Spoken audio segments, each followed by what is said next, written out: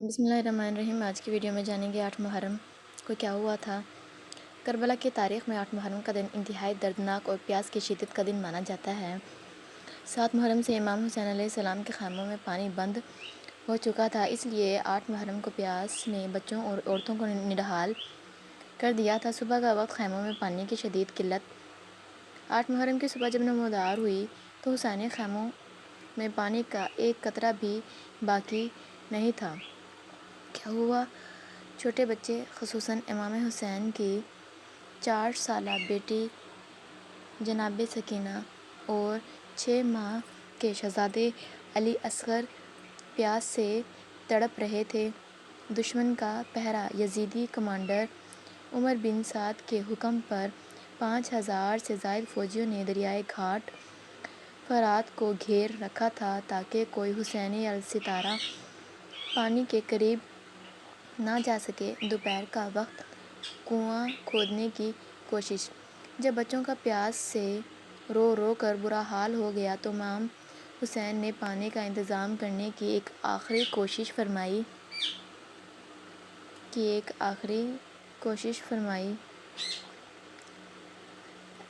امام کا اقدام۔ آپ نے خیموں کے پیچھے اپنی تلوار یا برچھی کی مدد سے زمین کو کھودنا شروع کیا۔ عرب کی تپتی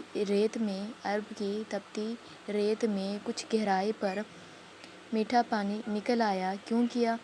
تاکہ تڑپتے ہوئے بچوں اور خواتین کی جان بچائی جا سکے۔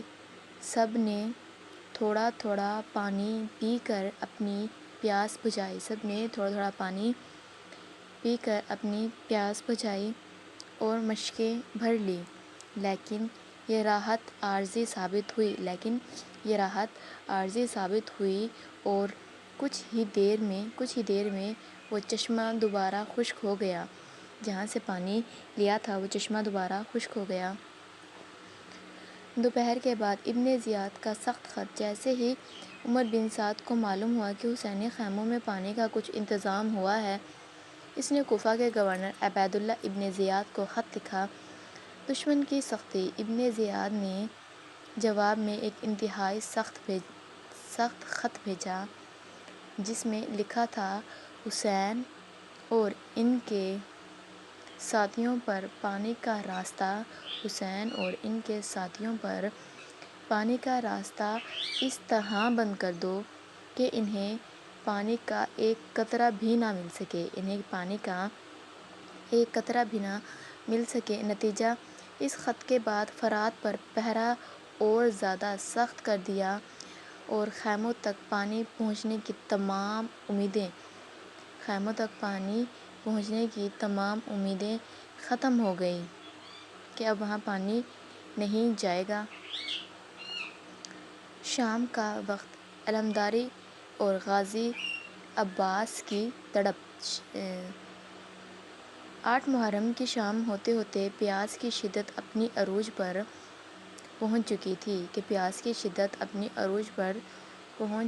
تھی۔ حضرت عباس کا غم۔ امام حسین کے بھائی حضرت عباس، جنہیں غازی السقا یعنی پانی پلانے والا بھی کہا جاتا ہے، بچوں کا رونا برداشت نہیں کر پا رہے تھے۔ علم سونپنا۔ اس دن شام کو امام حسین نے اپنے لشکر کا علم اسلامی پرچم حضرت عباس علمدار کے سپرد کیا۔ جناب عباس نے امام سے دریا پر جا کر پانی لانے کی اجازت مانگی، لیکن امام نے انہیں صبر کی تلقین کی کیونکہ وہ جنگ میں پہل نہیں کرنا چاہتے تھے۔ خلاصہ، یہ سب کیوں اور کس نے کیا؟ یہ ظلم یزیدی فوج کے جنرلوں عمر بن سعد اور شمرزل جوشن نے عبیداللہ ابن زیاد اور یزید کے حکم پر کیا۔ کیوں کیا؟ ان کا مقصد یہ تھا کہ امام حسین اور ان کے انصار پیاس کی شدت سے مجبور ہو کر ٹوٹ جائیں اور یزیدی ظالم حکومت کی بیعت قبول کر لیں۔